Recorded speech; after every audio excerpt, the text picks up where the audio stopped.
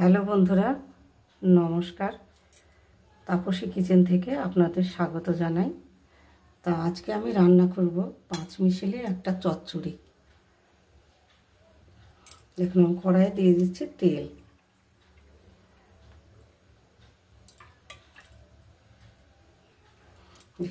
এই যে মাছের মুড়িটা ভেজে ভালো করে। দেখুন, আমার মাছের মুড়িটা এখন ভাজা হয়ে গেছে, এবার তুলে দিচ্ছি।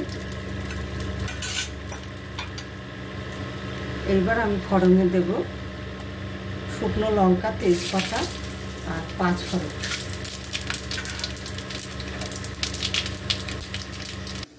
এখন আগে দেবো মিষ্টি কুমড়ো, তারপরে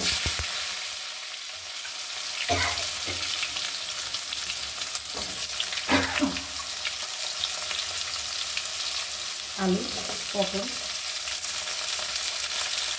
এখন থেকে এই তরকারিটা খেয়েছি, খুব সুস্বাদু তরকারি হয়। মানে আগেকার লোকে খেতে এইভাবে রান্না করে তরকারিটা খুবই সুস্বাদু হয়। আর এই মাছের ইলিশ মাছের মুড়ো দিয়ে খুব ভালো লাগে খেতে, গরম গরম ভাতের সাথে।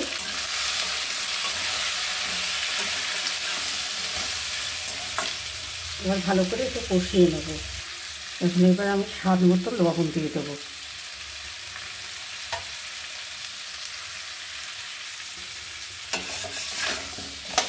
ভালো করে নেড়ে করে আমি একটু ভালো করে কষিয়ে নেব। একটু ঢেকে দিচ্ছি। এখন আমি ঢাকাটা একটু খুলে দিচ্ছি।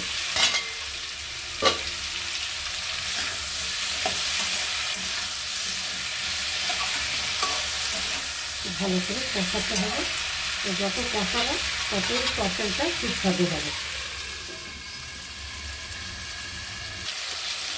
এই মাছের মুড়োটা মাছের মাথাটা আমি একটু ভেঙে দিলাম, একটু ছোটো করে দিলাম।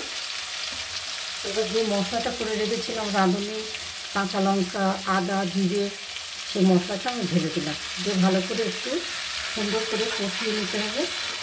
কষিয়ে নিলে যত কষানো তত তরকারিটা খেতে ভালো লাগবে। না কষালে তরকারিটা ভালো লাগবে না।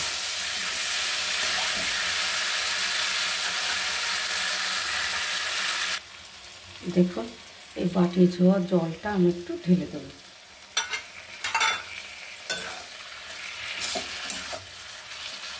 সুন্দর করে কষিয়ে নিয়েছি।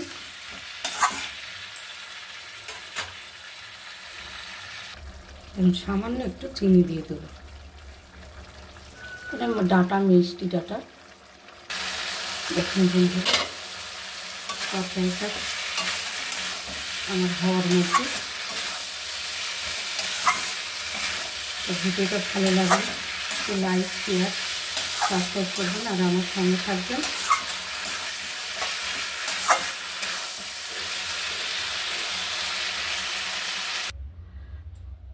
দেখুন, এই চচ্চড়ি দিয়ে এক থালা ভাত খেয়ে নিতে পারবেন।